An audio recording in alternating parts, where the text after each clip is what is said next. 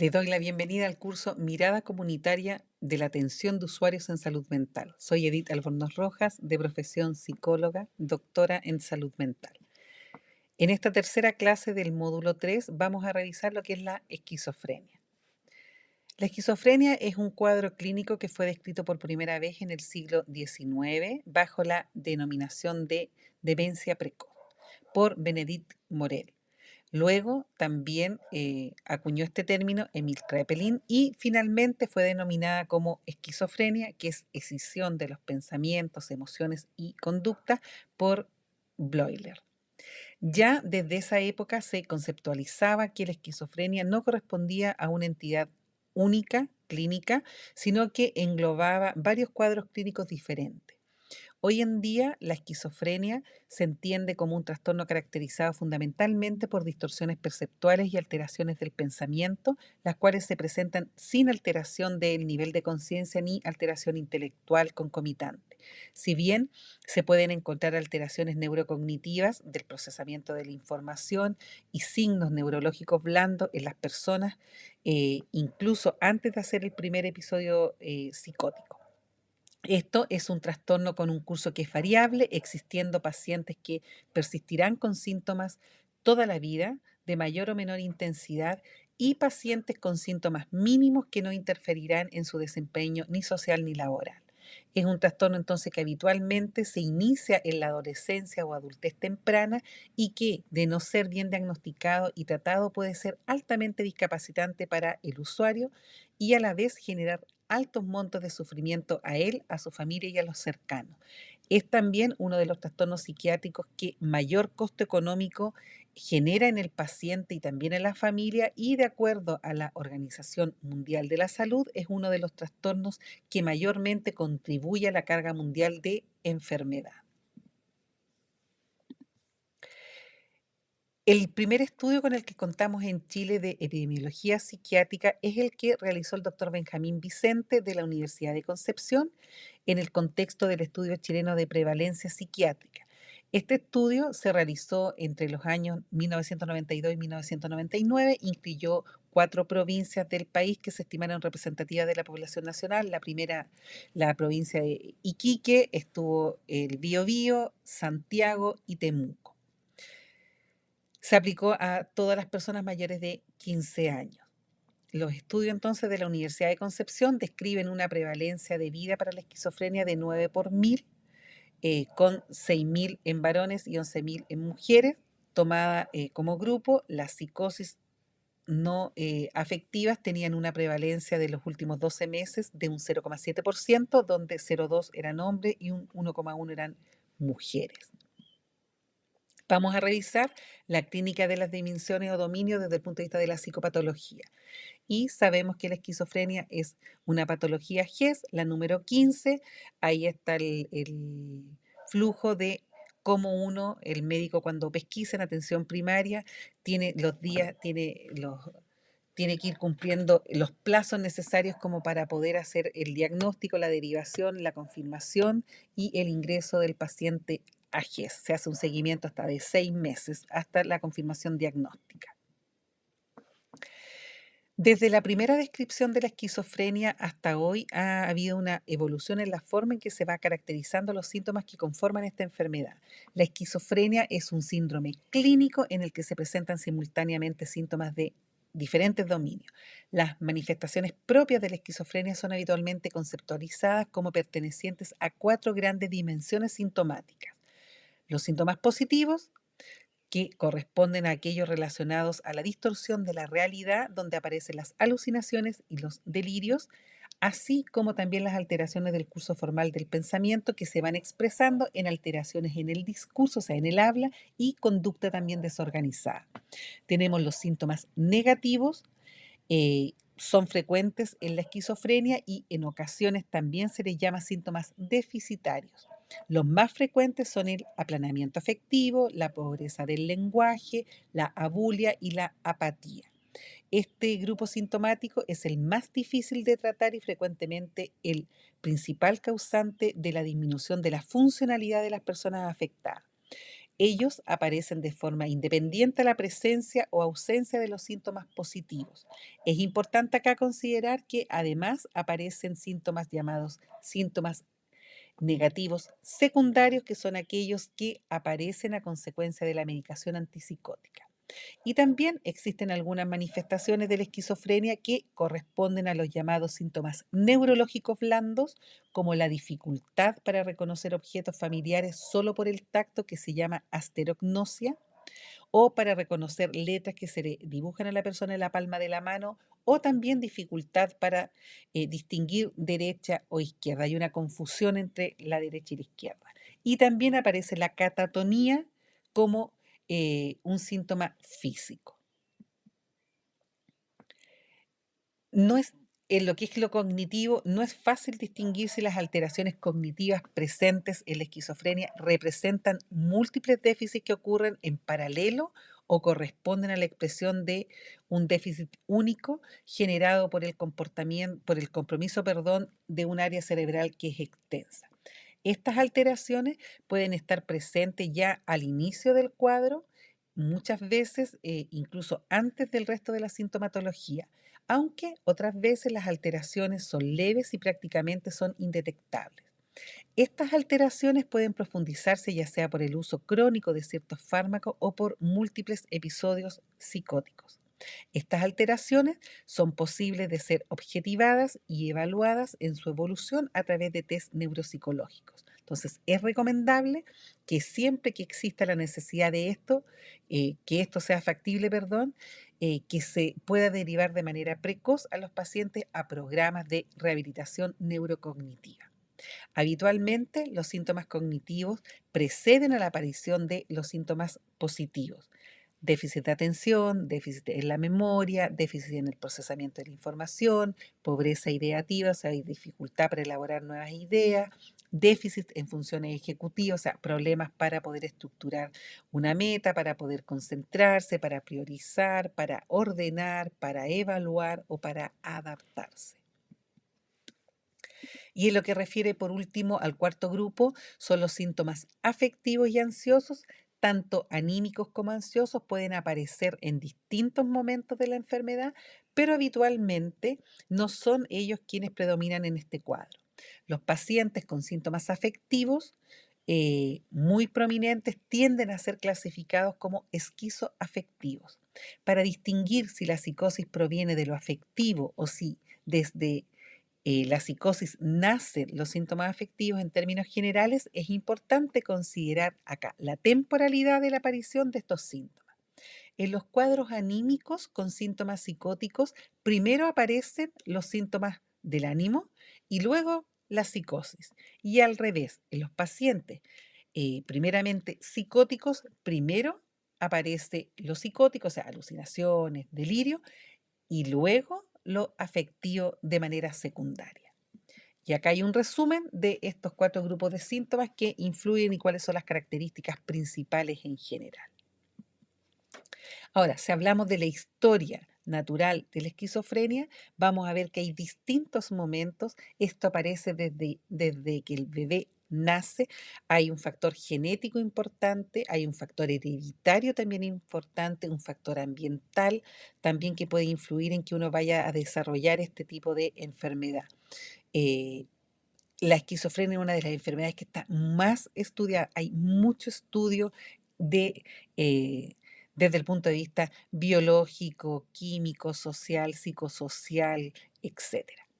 Vamos a hablar entonces de una fase premórbida donde van a haber déficits cognitivos, motores y sociales de forma sutil e inespecífica a través de la infancia. Y si uno entrevista a la mamá, nos va a decir que cuando chiquitito era más retraído, que era más tímido, que le costó dejar los paños, o que tuvo problemas para hablar, para empezar a caminar, o que repitió cuando recién inició el colegio, etcétera. Después viene una fase premórbida, que acá es donde deberíamos poner más ojo en poder detectar, donde aparecen poco a poco los síntomas positivos que están más atenuados, ¿cierto? De repente con ideas de referencia que tiene el paciente o con algunas obsesiones, algunas temáticas en particular, o síntomas básicos de declinación en el funcionamiento. El paciente se aísla, no se quiere lavar, no quiere ir al colegio, no quiere juntarse con nadie, se encierra en la pieza, se amanece viendo alguna serie en específico, etcétera. ¿Ya? Y esto se da en la adolescencia y en la juventud. Se confunde muchas veces con la edad del pavo. Y después aparece la fase psicótica, donde aparece el primer episodio psicótico que marca el inicio formal de esta enfermedad, con síntomas positivos floridos, con algunas remisiones con aumento de la discapacidad en cada uno de los episodios. Los primeros 5 años tras el primer episodio psicótico son los más pronunciados. Y después viene la fase estable, los síntomas psicóticos son menos prominentes y predominan cada vez más los síntomas negativos o de déficit cognitivo que ya es estable. Y por último está el declinamiento funcional. La recuperación puede suceder en cualquier etapa de la enfermedad.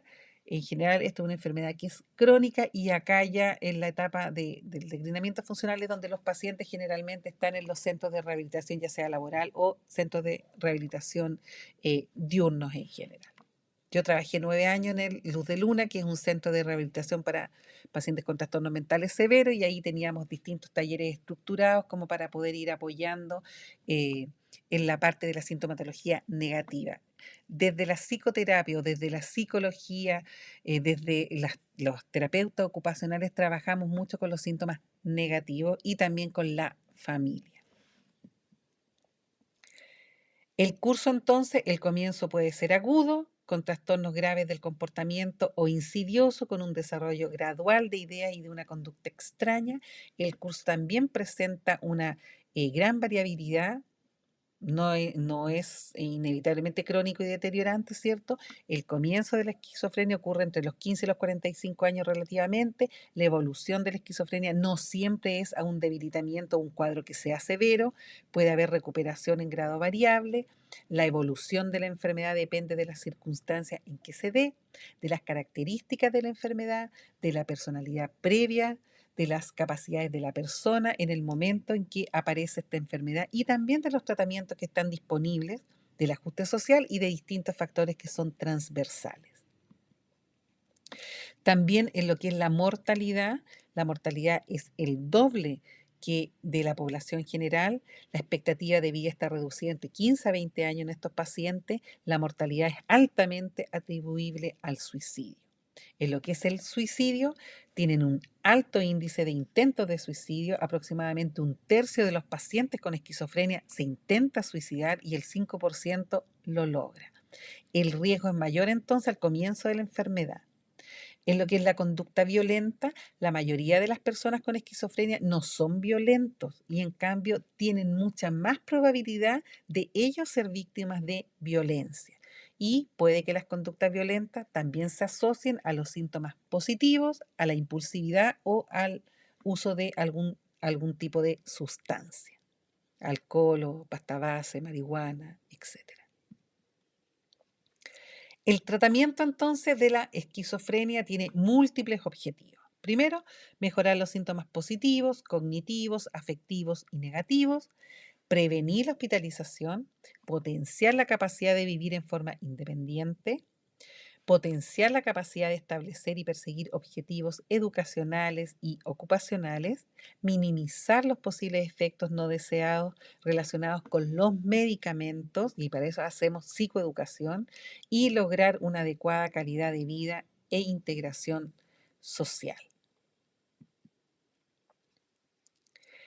El tratamiento entonces debe ser personalizado en un plan individual de tratamiento integral o en un plan de cuidados integrales, ¿cierto? Que se elabora en base al diagnóstico integral y en consenso con la persona y con la familia.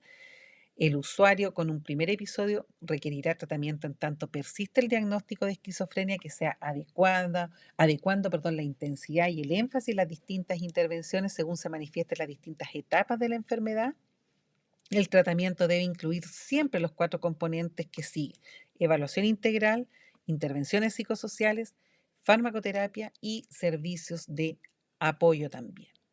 Entonces, el abordaje terapéutico es multimodal, ¿cierto?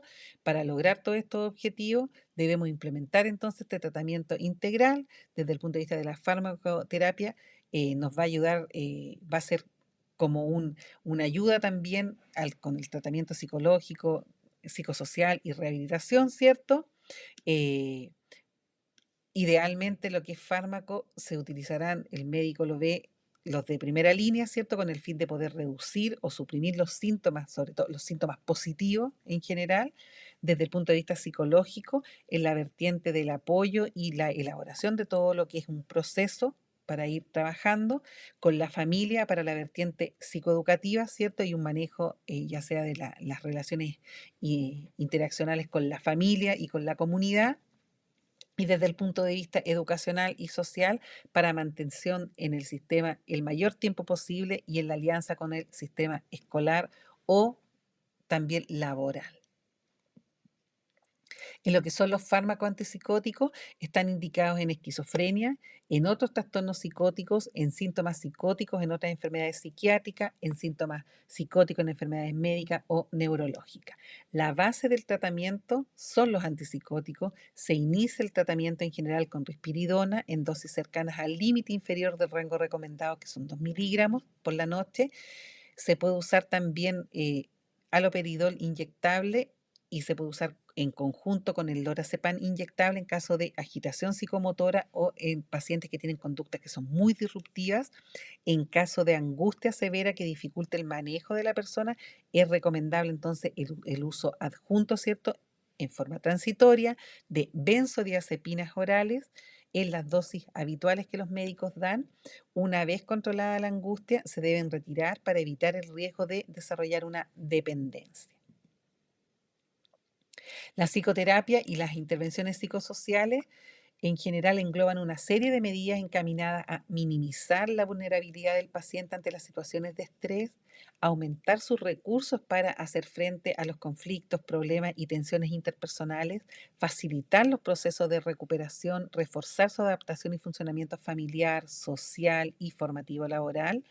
Estas intervenciones pueden incidir en áreas como la prevención de recaída, la adquisición de habilidades sociales y el funcionamiento social y laboral.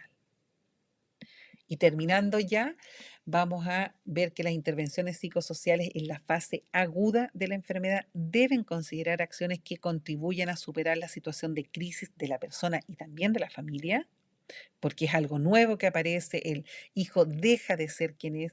La esquizofrenia, lo triste que tiene es que la persona, hay un quiebre en su vida, nunca más va a volver a ser quien fue.